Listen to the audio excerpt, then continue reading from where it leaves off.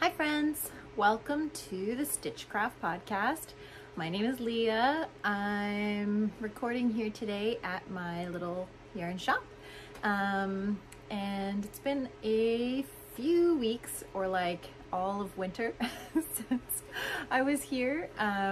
We had a brutal winter, big snowstorms, and we're stuck inside for so long and it was depressing, and yeah, I got a fair bit of knitting done, but I just didn't feel like filming a podcast.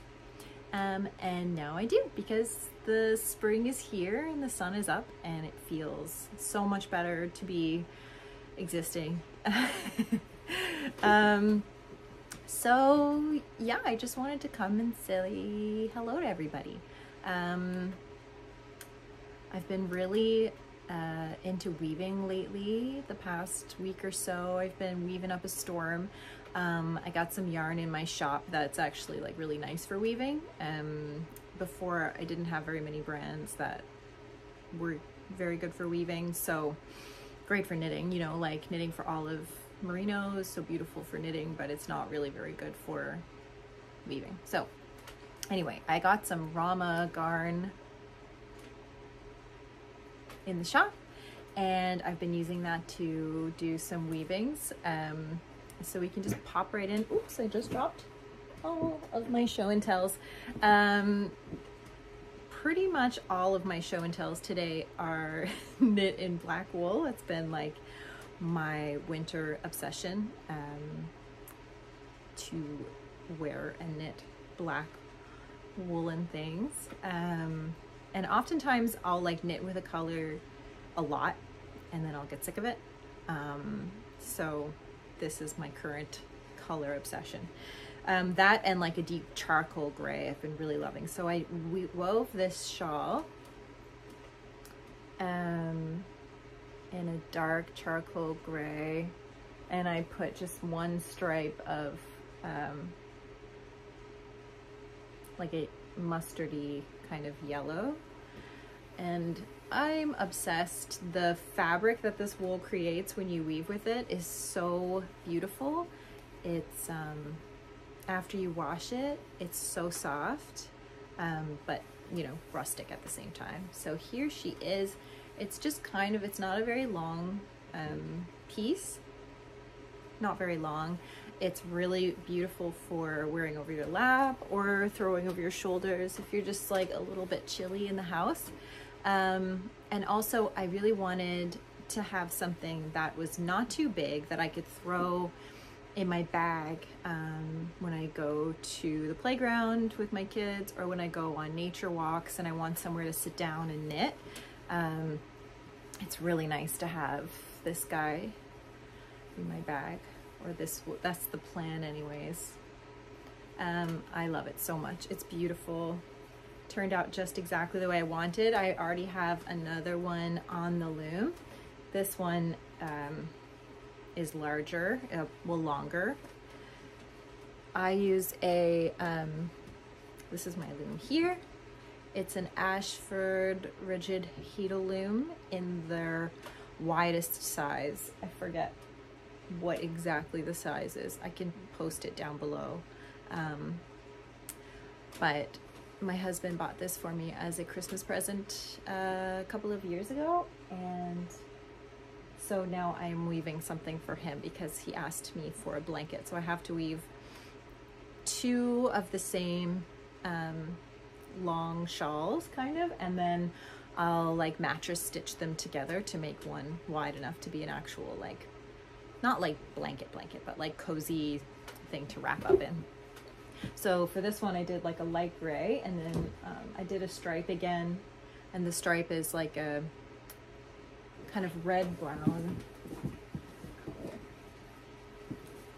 I don't know if you'll see how it's kind of red here. No, you can't really see, but there are some like orangey red.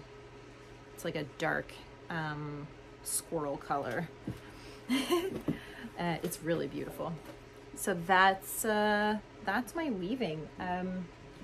I've just been really enjoying weaving for the simplicity of it. Once you have it on the loom, which takes, you know, maybe an hour to set it up, then it's just the same motion over and over and over again. And it's really relaxing, and it gives me time to just kind of zone out, or, you know, be present, which is not the same thing, but sometimes it is, and just be totally zen. And I'm loving it very much. So yeah, those are my weaving projects, but most people I think are here to talk about knitting projects, so let's do that. What have I knit lately? So I did a test knit a few weeks ago for 100 Acre Wool. It's this brioche beret. It's really hard to pick up the detail with the brioche because it has mohair. It's actually one strand of merino and 2 strands of mohair. So it's got like the extra fluff, and it's like meant to be kind of like oversized and fluffy, which I really like, especially where I live. It's really windy all the time. So when the wind is cold, it cuts through like everything. So extra fluff is very helpful. And this beret, the way it's designed, it really stays on the head well and actually covers my ears. So I just think it's so cute.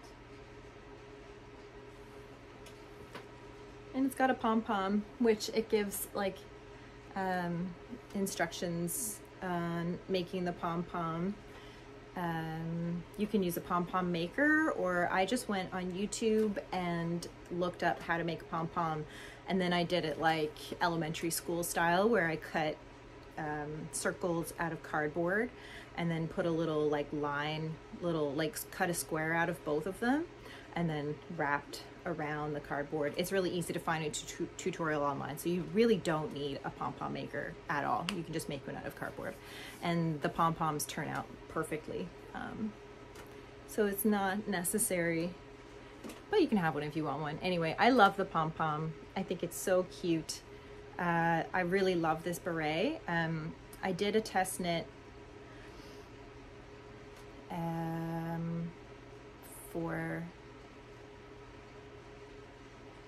I don't remember.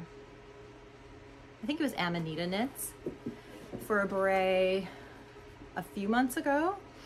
And it was like, it's like a thinner fabric, and it's got these like really cute little like leaf and like fern and then like leaf details that go down. And it was my first time ever knitting a beret, and then my first time ever wearing a beret. And yeah, I didn't even know that I loved them, but I do. I love wearing a beret. I think that they're super cute. It's kind of like a fancy slouchy hat for me, the way that I wear them. And yeah, they're great for bad hair days because you can keep them on as like a styling thing, without having to, you know, just wear like a toque. Nothing wrong with toques. I like them too. Yeah, so this has been like the winter of hats. Speaking of toques, I also made another 2x2 beanie, which is a free pattern on Ravelry, or on, you can just Google it. I made this one with the black heather Lettlopi, and there's an Instagrammer that I follow. Her name is, on Instagram, is us3bythesea, and she has like a little hack for making it kind of like with a gnome top, and I have made, I think, 3 of these now. I really like the little gnome top that it has. It's so cute. It's just like another take on toquing, and I think it's so cute. I love this one in Lettlopi. I didn't think I would want to wear a hat in Lettlopi. I thought that it would be kind of scratchy, but for me it's not at all, and it's such a great fabric. It really keeps my head super warm. So that's another hat that I made. And this hat I made. So this is the, what's it called? It's called the Pixie bonnet, I think. The Pixie bonnet by Fabel Knitwear. I've made a lot of her patterns now. I love them very much. Her pattern style is very like vintage, classic with like a modern twist. So yeah, I think I've talked a lot about her on here already. But anyway, this is my Pixie bonnet, and the instructions said to make ties and just sew them at the front here. But I kind of wanted it to be a little bit more like vintage skiing hat sort of style. So what I did was I made a really long tie, and then I put it through, you probably can't see, but I kind of wove it through the little like, oh my gosh, ribbing, the 2x2 ribbing. And that way when I put it on, I can like cinch it more, and it keeps the neck really tight around my neck. So I haven't blocked this yet actually, but I've worn it lots and I should block it. And it looks a little funny with my pigtails. But I love this bonnet because I feel like it's just so childlike, but also really classy and pretty. I love my children, my little girls, in bonnets, so now I get to match them. Yeah, I need to block it because this part kind of pokes up. Anyway, this is the perfect hat for if you live in a cold, windy place, because it genuinely keeps your whole head warm, and it stays on the head and it doesn't blow off. And you know, toques often like ride up a little bit and then they let your, like the holes of your ears get wind in them. And this covers everything, and it looks super cute with like a scarf too. So yeah, I knit this with also 1 strand of merino and 2 strands of mohair, because when I finished the beret, I already had the 2 strands of merino kind of, or mohair going on. So I was like, well, I should just continue that, and I wanted it to be extra fluffy. So I did it with 2 strands of mohair for the extra fluff and wind protection. So so yeah, I've been knitting with that a lot. Oh yes, and so the next thing, I'm sorry if I'm going too fast, but I feel like I have a lot to show. And I want to show these together because I think that they're really cute. Oh no, something else I was gonna say about bonnets is when you tie them, you have them on, and then say you're going into a coffee shop or something like that, and your head's really warm, you can just take it off like this, and then it looks like you have on a really cute little hood. I already have a hood on my jacket, so ignore that. But yeah, it like looks like you're wearing a little hood. So I feel like that's like a second way you can even just style it like as a hood, and it's so cute. And then when you're ready to go, you can just pop it on up again. I love, love, love, love it. So that's all I have to say about that one, I think. And then the next thing I knit, which I also haven't blocked yet, I'm out of wool wash and I need to get some more. I think I'm gonna order some for the shop, but I really want to order something like naturally made.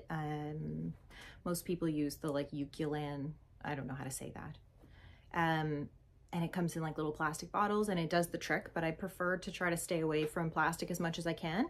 So I have found a place in Canada. She makes like artisan soaps, and she has one that's a wool wash specifically with like lanolin in it. And so I'm gonna order that in for the shop, and I'm just waiting for that to happen. So this hasn't been blocked yet, but It's so pretty. It's the, oh my gosh, what's it called? Anyway, it's by Amanita Knits, and I cannot for the life of me remember the name of it. But anyway, it's got this beautiful lace detail. It's so like earthy and pretty, and it's not a really big shawl. I wanted it as more of like a shawlette that I can wear more as like a scarf or something just to wrap around my neck. So this is how I wear it, which you can like barely see the pattern in it like this. And then I'll like give it a little tie or something, wear it like that. And then I think it looks so cute with my little Pixie hood.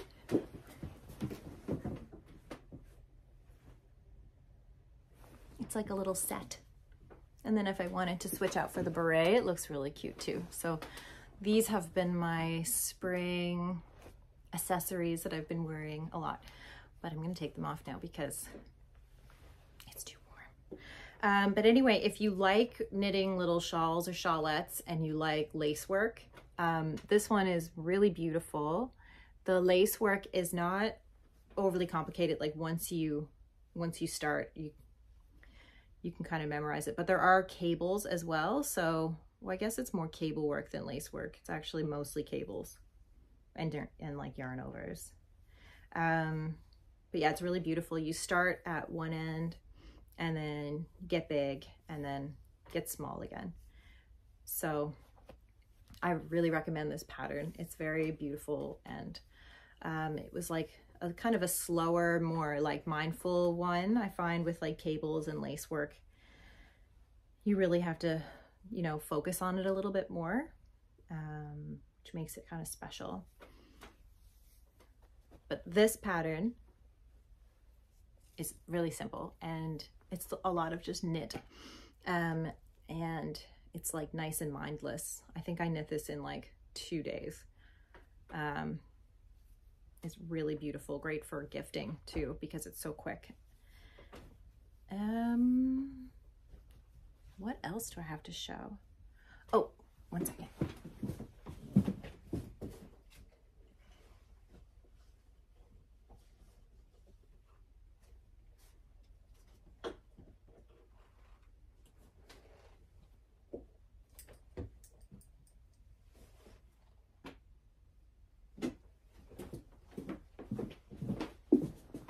Okay, so I'm not sure why I'm like this, but I was sick.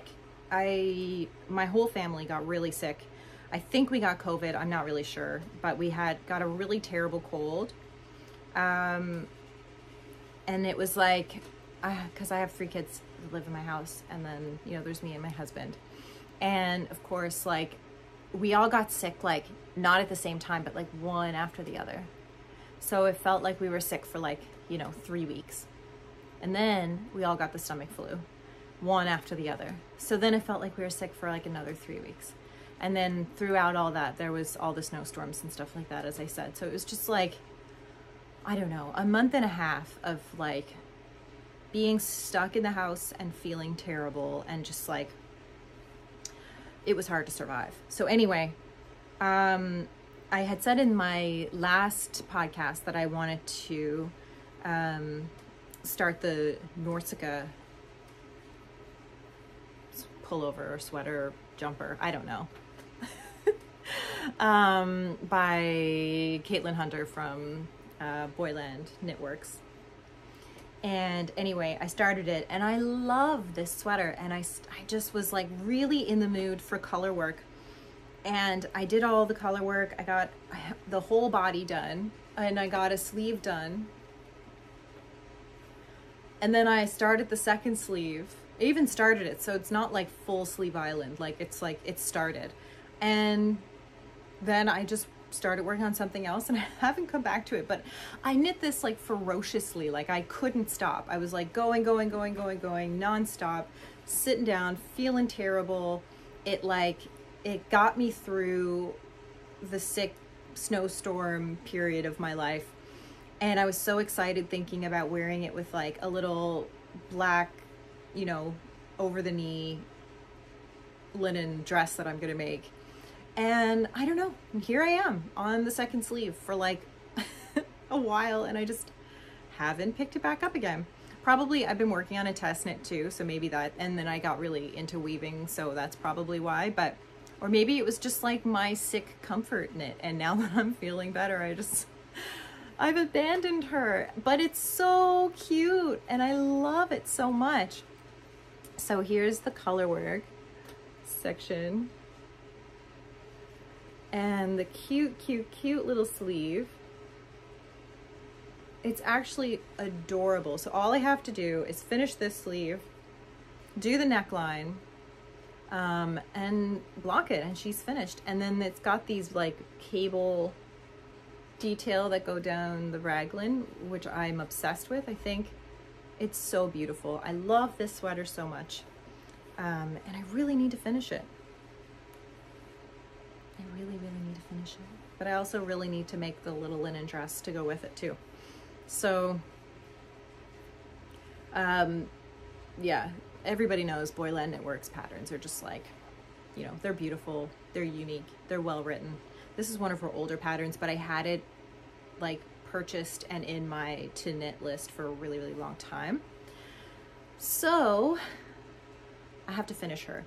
And the cool thing about this sweater is that I knit it with Wild Into the Woods, which is a Canadian wool. It's totally undyed, natural, single ply fingering weight wool, and it's gorgeous. I've knit a Rhoda cardigan with this wool as well, and I wear it often. It softens up and it's just a delight to wear. But the really fun thing is, so this cool like orangey color I have here, this is it.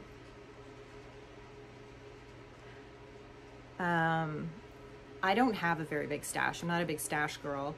Well, I have my own little shop, so I guess I don't really need technically a stash. But even before that, I didn't really have a stash. I usually just buy exactly what I need for the project that I want to do. But this wool I saw pop up on the internet. Geez, I don't know. I wish I had the skein of it here because it has all the information on it. But this is an O-Wool, which is a organic superwash, but it's like organic superwash, so it hasn't been like chemically treated. And I used to use this wool a lot, but O-Wool ended up closing down during COVID, which was really sad because it's a beautiful, wonderful wool. And this wool, they did a collaboration with, I can't remember. Anyway, it was during, I think, Farmer's Daughter Fibers, maybe? That could be wrong. But they did a collaboration for a Rhinebeck. I forget which Rhinebeck it was. It was a few years back. I've never been to a Rhinebeck. I live in Canada. But I really wish that I could go to a Rhinebeck one day. Maybe I will.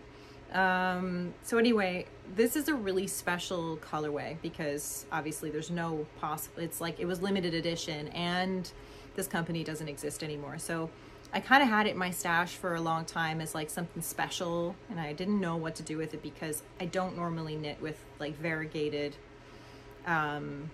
wool that changes color. I'm a pretty plain Jane, simple kind of gal. But I love the colors in this. Anything that has like rusts and mustards and things like that, and browns, I'm just a sucker for. So I was really happy that I got this, and I was able to incorporate it in this sweater because I think it makes this little bit of color work here just a bit more exciting. And I think it's super cool and really subtle. It's not like, whoa, that's a lot of variegation. It's just like that one little bit. So yeah, it was like the perfect wool for this project. I have another skein of this, so I have no idea because I'm almost finished. I'm not going to use very much more. I don't know what I'll ever use this for again, but maybe it'll pop up in another little project someday. So yeah, well, you saw my finished objects. This is a not finished object. I have to finish it, and I will very soon. And then there's like major yarn vomit around that. I'm gonna have to detangle it. What else do I have? So I'm working on a test knit, which I'm allowed to show. This is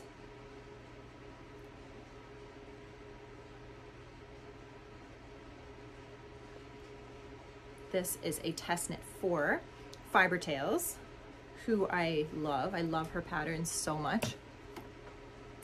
And she showed this in one of her podcasts. I think it was like even a couple of months ago. And I was like, I'm obsessed with that shawl. I want to test knit for you. And so when it was test knitting time, she reached out to me and was like, hey, do you still want to test knit? And I was like, yes, I'm so excited. I had the wool like ready and waiting. So I've already done a few techniques in this that I had never done before, which is always really exciting. And I just finished a really fun part. It's not totally finished. I still have one more like row, but it's, anyway, this is a shawl. And usually when you start a shawl, as you probably know, you start small and then get big. This shawl is the opposite. So you cast on the max amount of stitches, which was more than 400. And it was a slog. It was like, I don't know how many times I had to recount, and like my kids were running around me like, ah! And I was like, oh my God, this is crazy. But anyway, I did it.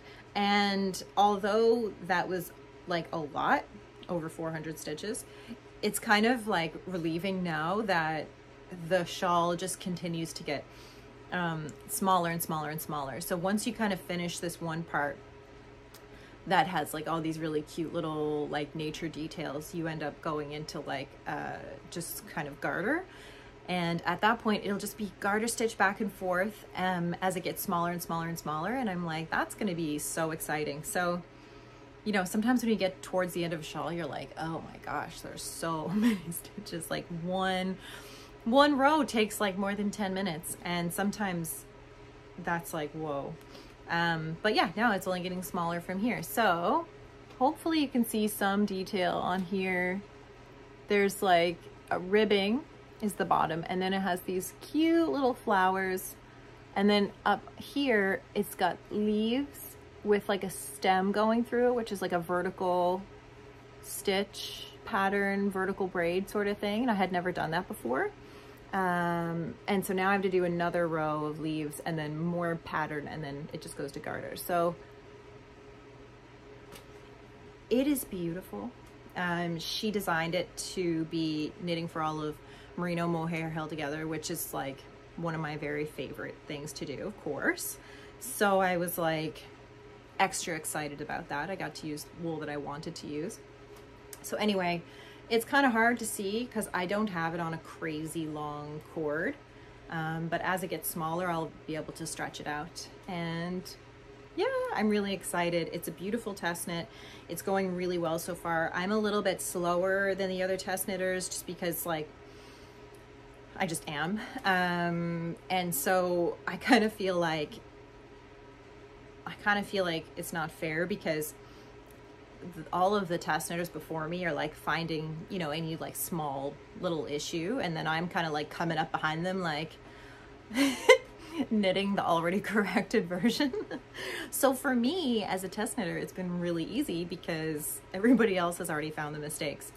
But yeah, I'll show this again, of course, when it's finished.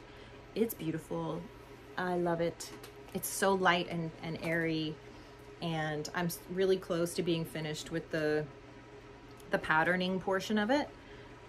And then it's just smooth sailing from there. So, and I love any sort of pattern that has sort of like nature-y inspired motifs, flowers, leaves, branches, all that kind of stuff. I'm really called to that kind of thing. So that's all the projects that I'm working on. Currently, I am still working on a like a video sort of diary thing for hand sewing. I'm hand sewing a pair of bloomers, and it's the first time I've ever done a video like that before, so it's definitely taking a lot longer, and it's a lot harder to find the time, I find, because there's so much like setup with the camera and then the space and then actually taking the time to sew. So it's totally taking a long time. But I just did my first hand sewing workshop here at my shop. My shop is called Stitch Cræft. It's in St. John's, Newfoundland, in case you were wondering. It's just a tiny little cute wool shop. And we just sell natural wool, no superwash or anything like that. And I do workshops here, and I teach knitting classes. I have a new knitting class coming up next week, which I'm really excited about because I get to do a pattern that I myself really like, and the designer gave me permission to use it during my class, so that should be really, really fun. We're going to do like a little shawl, which I think is really fun to do something for a beginner knitting class that when you're finished you actually have something you want to use or wear, rather than, you know, just like a really long rectangle, which tends to be the case with a lot of beginner knitting things. So I'm really excited. That starts not next week but the week after. But my hand sewing class is the first time I had ever taught hand sewing, and the class was fun, a little bit rocky. There was like a problem with the pattern that I printed off for a minute there, but I think all in all, the people were pretty excited about the hand sewing techniques that they learned. There's definitely a lot less people interested in hand sewing than they are in learning to knit because it is like a slower craft, but it's really fun and it's so accessible to people. Like, not everybody can afford a sewing machine, so if you learn how to properly sew garments by hand, then, you know, that's really cool. Then you know how to sew by hand and you don't have to have a big expensive sewing machine or even like a cheap shitty sewing machine. You can just use your hands and make insanely beautiful garments that hold up for a really long period of time. So yeah, that's what's up in my life. I really want to do more sewing. I just can't find the time. But I actually need some spring dresses, so I have to start getting into that more. I do have one item that I received in the mail that I'm really excited about. It's actually my Valentine's Day gift from my husband. And in previous episodes, I talked about learning to spin. So I was using a Turkish spindle to learn to spin some wool. And then, of course, I was heavily influenced by, you know, Andrea Mowry and Tangled in Starlight with the supported spindling. So I really wanted to get one. And so I got this one by Woodland, I think, Woodland Crafts. They're pretty popular. Let's see. It's a cauldron.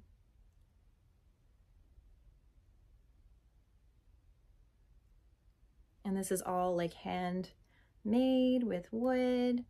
And I wanted the cauldron because I love witchy stuff, and I got the little like spinning bowl, and it spins so beautifully.